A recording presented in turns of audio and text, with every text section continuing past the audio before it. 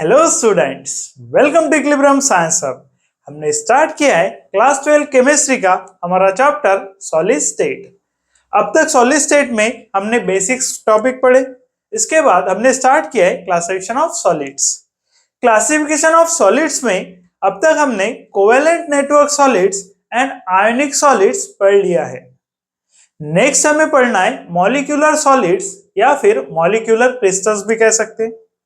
अब in solids को पढ़ने के लिए हमें ध्यान देना होगा दैट इज क्लास 11 केमिस्ट्री का states of matter, liquid and gaseous state जो चैप्टर हमने लिया है उस पर।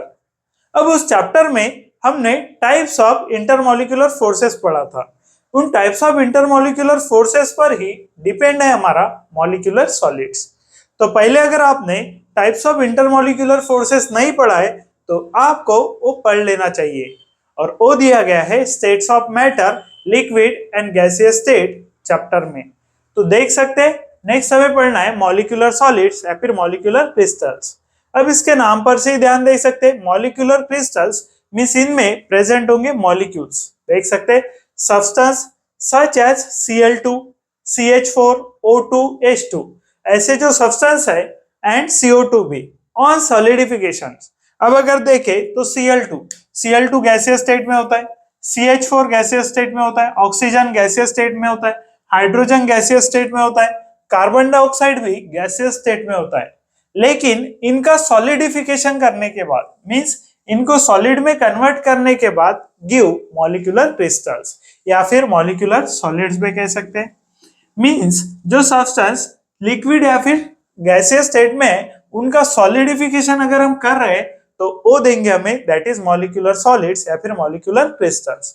और इनमें जो पार्टिकल्स प्रेजेंट है देख सकते हैं the constituent particles of molecular solids are molecules. Means इनमें जो पार्टिकल्स प्रेजेंट है देख सकते हैं Cl2, CH4, O2, H2 and CO2 are molecules. ये प्रेजेंट होंगे मॉलिक्यूल्स और मॉलिक्यूल्स प्रेजेंट होंगे इन दिस सब्सटेंसेस। अब देख सकते हैं the constituent particles of molecular solid, molecular solids के जो पार्टिकल है वो होंगे मॉलिक्यूल्स। नेक्स्ट हमने देखा है दैट इज सब्सटेंसेस, उनका करना होगा सॉलिडिफिकेशन। अब सॉलिडिफिकेशन करने के बाद ही हमें मिलते हैं मॉलिक्यूलर सॉलिड्स। फॉर एग्जांपल हम देख सकते हैं सॉलिडिफिकेशन किस प्रकार से किया जाता है। तो CO2 कार्बन डाइऑक्साइड। अब आप शादी में जाते हैं, शादी में जो फंक्शन होता है उस पर स्टेज पर अगर स्टेज पर देखेंगे तो डेकोरेशन पर्पस से व्हाइट कलर का फॉग क्रिएट किया जाता है या फिर व्हाइट कलर का देख सकते हैं आप वहां पर आपको गैस दिखेगा। अब जो व्हाइट कलर का गैस और फॉग आपको दिख रहा है वो प्रोड्यूस किया जाता है कार्बन डाइऑक्साइड से। देख सकते हैं वो प्रोड्यूस किया जाता है कार्बन डाइऑक्साइड से और कार्बन डाइऑक्साइड एग्जिस्ट करता है दैट इज गैसियस स्टेट में। फर्स्ट इसका कन्वर्शन किया जाएगा गैसियस से लिक्विड में बाय अप्लाइंग प्रेशर अप्लाई करके गैसियस से लिक्विड में कन्वर्ट किया जाएगा और फिर लिक्विड का टेम्परेचर लोअर करके इसे कन्वर्ट किया जाएगा सॉलिड में। और सॉलिड फॉर्म में जब CO2 प्रेजेंट होता है उसे कहते हैं ड्राई आइस। तो वहां पर फंक्शंस में स्टेज पर फॉग क्रिएट करने के लिए यूज किया जाता है ड्राई आइस का। और ये जो ड्राई आइस है ये बनता है कार्बन डाइऑक्साइड से। तो इस प्रकार से किया जाता है मॉलिक्यूलर सॉलिड्स प्रिपेयर। और सॉलिडिफिकेशन जो भी मॉलिक्यूल्स होंगे उनका सॉलिडिफिकेशन करके आपको मिलते हैं मॉलिक्यूलर सॉलिड्स और इनमें जो पार्टिकल्स होंगे वो प्रेजेंट होंगे मॉलिक्यूल्स। अब इन मॉलिक्यूल्स में जो बॉन्ड्स होते हैं वो बॉन्ड होते हैं कोवेलेंट बॉन्डिंग। देख सकते हैं इन मॉलिक्यूल्स में जो बॉन्डिंग प्रेजेंट होती है वो बॉन्डिंग प्रेजेंट होती है कोवेलेंट बॉन्डिंग। इसके बाद देख सकते हैं bonds held together by various intermolecular forces. उसी के साथ इनमें इंटरमॉलिक्यूलर फोर्सेस भी प्रेजेंट होते हैं। और इन इंटरमॉलिक्यूलर फोर्सेस में अगर देखें तो वीक डायपोल डायपोल इंटरैक्शन होता है या फिर वेरी वीक डिस्पर्शन फोर्स और लंडन डिस्पर्शन फोर्स होता है या फिर इंटरमॉलिक्यूलर हाइड्रोजन बॉन्डिंग होती है। तो इनमें से एक इंटरमॉलिक्यूलर फोर्स प्रेजेंट होगा in case of molecular solids. अब वीक डायपोल इंटरैक्शन क्या होता है, वेरी वीक डिस्पर्शन फोर्स या फिर लंडन डिस्पर्शन फोर्स क्या होता है, इंटरमॉलिक्यूलर हाइड्रोजन बॉन्डिंग क्या होता है, इसके लिए आपको पढ़ना होगा states of matter, liquid and gaseous state जो हमने आपको पहले ही बता दिया है। तो देख सकते हैं डायपोल इंटरैक्शन का एग्जांपल देखें तो आगे SO2 में डायपोल इंटरैक्शन होगा। तो ये इंटरेक्शन प्रेजेंट होगा in case of SO2, that is intermolecular force present होगा, और ये प्रेजेंट होगा मॉलिक्यूलर सॉलिड्स में। वेरी वीक डिस्पर्शन फोर्स और लंडन डिस्पर्शन फोर्स प्रेजेंट होगा CH4 मॉलिक्यूल में, देख सकते हैं CH4 मॉलिक्यूल में लंडन डिस्पर्शन फोर्स प्रेजेंट होगा। इसके बाद देख सकते हैं intermolecular hydrogen bonding, that is H2 in ice form. अब H2 लिक्विड फॉर्म में नहीं, आइस फॉर्म में हमें लेना होगा, that is intermolecular hydrogen bonding present होगी। यहाँ पर और भी एग्जांपल ले सकते हैं, फॉर एग्जांपल Cl2 आ गया, H2 आ गया, O2 आ गया, इनमें भी प्रेजेंट होता है that is London dispersion force और वीक डिस्पर्शन फोर्स। तो इस तरीके से प्रिपेयर होता है मॉलिक्यूलर सॉलिड्स। पहले तो इनमें प्रेजेंट होंगे मॉलिक्यूल्स, इन मॉलिक्यूल्स का किया जाएगा सॉलिडिफिकेशन, इनमें प्रेजेंट होंगे कोवेलेंट बॉन्ड और इंटरमॉलिक्यूलर फोर्सेस भी, देख सकते हैं। इसके बाद अगर कुछ प्रॉपर्टी देखें तो इनकी लो मेल्टिंग पॉइंट होता है, that is in molecular solids melting point low होता है, low melting point due to. अब ये लो मेल्टिंग पॉइंट क्यों होता है? बिकॉज इनमें जो इंटरमॉलिक्यूलर फोर्सेस है वो वीक इंटरमॉलिक्यूलर फोर्सेस होते हैं, इसीलिए मेल्टिंग पॉइंट भी लो होता है। और देख सकते हैं पुअर कंडक्टर ऑफ इलेक्ट्रिसिटी होता है, मींस इलेक्ट्रिसिटी इसमें ट्रांसफर नहीं हो सकती है, तो पुअर कंडक्टर ऑफ इलेक्ट्रिसिटी भी होता है। तो देख सकते हैं और भी प्रॉपर्टीज हमने देख लिए मॉलिक्यूलर सॉलिड्स के लिए। इतना अगर आप पढ़ लेते तो आप क्वेश्चन सॉल्व कर सकते हैं बेस्ड ऑन मॉलिक्यूलर सॉलिड्स, देख सकते हैं। सो नेक्स्ट हमें देखना है मेटेलिक क्रिस्टल्स। मेटेलिक क्रिस्टल्स की अगर बात करें तो मेटेलिक क्रिस्टल्स में आते हैं सभी मेटल्स, तो देख सकते हैं मेटल्स प्रेजेंट होंगी इन मेटेलिक क्रिस्टल्स।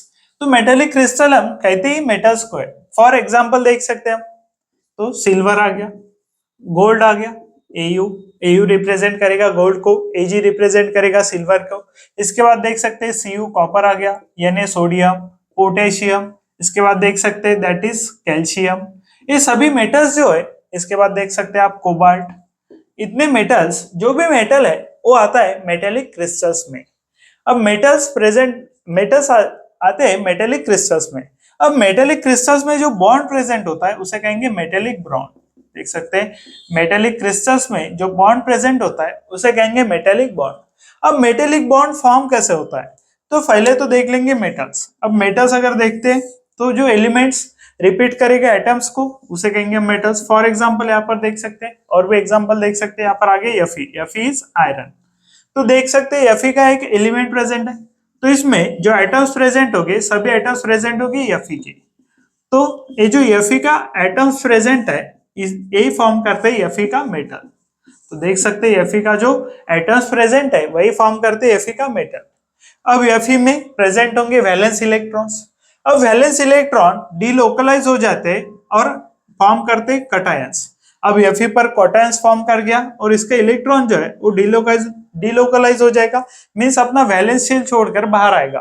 तो देख सकते हैं इसी तरह से सभी पर कटायंस फॉर्म हो गया और इलेक्ट्रॉन बाहर आएगा। देख सकते हैं Fe पर पॉजिटिव चार्ज फॉर्म हो रहा है और इलेक्ट्रॉन्स बाहर आ रहे हैं। अब सभी हमने तो 1 इलेक्ट्रॉन लिया, लेकिन वैलेंस शेल में जितने इलेक्ट्रॉन्स प्रेजेंट होंगे उतने इलेक्ट्रॉन्स बाहर आएंगे और फॉर्म करेंगे कटायंस एंड इलेक्ट्रॉन्स। और इन कटायंस एंड इलेक्ट्रॉन्स में फोर्स ऑफ अट्रैक्शन प्रेजेंट होगा, इन कटायंस एंड इलेक्ट्रॉन्स में प्रेजेंट होगा फोर्स ऑफ अट्रैक्शन, और इससे क्रिएट होता है मेटेलिक बॉन्ड। तो अगर हम देखें मेटेलिक बॉन्ड का फॉर्मेशन कैसे हो रहा है, तो पहले तो मेटल्स फॉर्म करेंगे मेटेलिक क्रिस्टल्स, मींस मेटल को ही हम मेटेलिक क्रिस्टल कहते हैं। अब मेटल्स कैसे फॉर्म होते हैं, तो जो एटम्स होंगे सेम एटम्स से फॉर्म होता है मेटल। देख सकते हैं एक ही एटम से फॉर्म हो रहा है मेटल, मींस अगर Ag का मेटल है तो इसमें Ag के एटम्स प्रेजेंट होंगे, Au का मेटल है तो इसमें Au के एटम्स प्रेजेंट होंगे, कॉपर का मेटल है तो कॉपर के एटम्स प्रेजेंट होंगे। इन एटम्स से फॉर्म होता है मेटल। अब इन एटम्स को देख सकते हैं अपना इलेक्ट्रॉन लॉस करेंगे और फॉर्म करेंगे mobile electrons, means moving electrons. इन मोबाइल इलेक्ट्रॉन्स को, अभी मोबाइल इलेक्ट्रॉन्स आए कहां से? मूविंग इलेक्ट्रॉन, मोबाइल का मीनिंग होता है मूव करने वाले, मूविंग। जो इलेक्ट्रॉन्स मूविंग होते हैं और कटायंस के बीच में जो फोर्स ऑफ अट्रैक्शन प्रेजेंट होगा ये होगा मेटेलिक बॉन्ड। अब ये मोबाइल इलेक्ट्रॉन्स आए कहां से? तो जो वैलेंस शेल है वहां से अपने इलेक्ट्रॉन्स को लॉस करता है, वहां से इलेक्ट्रॉन्स को अपने बाहर करता है, डीलोकलाइज करता है और फॉर्म करता है cation and mobile electrons, means moving electron.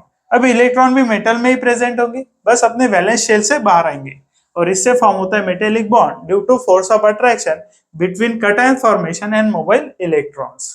इनमें अगर देखें तो प्रॉपर्टीज, तो मेलिएबल होते हैं, मेटल्स आर मेलिएबल। आपने पढ़ा भी होगा पहले 8, 9, 10 में, मेटल्स आर मेलिएबल मीन्स इनसे हम फॉर्म कर सकते हैं शीट्स। मेटल्स की शीट्स देखे होंगे आपने, आयरन शीट्स, गोल्ड की भी, गोल्ड के अगर बिस्किट्स देखे होंगे, गोल्ड के बिस्किट्स होते हैं। तो इस तरीके से बिस्किट अगर फॉर्म करना है गोल्ड का, दैट इज एयू का, तो इसे कहेंगे हम शीट है, गोल्ड की शीट है, तो इसीलिए फॉर्म कर सकता है मेलिएबल मीन्स मेटेलिक क्रिस्टल और मेटल्स आर मेलिएबल। इसके बाद डक्टाइल होते हैं। इसके बाद अगर देखें तो मेटल्स डक्टाइल होते हैं। Ductiles means can be stretch into a thin wire, इससे आप थिन वायर फॉर्म कर सकते हैं। गोल्ड की चेन होती है, आयरन के वायर होते हैं, देख सकते हैं आयरन की वायर होते हैं जो कंस्ट्रक्शन में यूज किया जाता है। बाद में अगर देखें तो गोल्ड की चेन होती है जो ऑर्नामेंट्स में यूज की जाती है। तो डक्टाइल होते हैं मीन्स वायर भी फॉर्म कर सकते हैं। इसके बाद गुड कंडक्टर ऑफ इलेक्ट्रिसिटी होते हैं। Good conductor of electricity, electricity conduct कर सकते हैं। इसके बाद अगर देखें तो thermally conduct, good conductor of electricity and thermal conductivity भी, good conductor of thermal conductivity भी होते हैं। थर्मल कंडक्टिविटी मीन्स हीट को ट्रांसफर कर सकते हैं वन एंड से अदर एंड तक। तो देख सकते हैं good conductor of electricity and thermal conductivity भी प्रेजेंट होती है इन मेटल्स और मेटेलिक क्रिस्टल। मेलेबल होते हैं मीन्स शीट फॉर्म कर सकते हैं, डक्टाइल होते हैं मीन्स वायर फॉर्म कर सकते हैं। ये सभी प्रॉपर्टीज होती है मेटेलिक क्रिस्टल की, देख सकते हैं।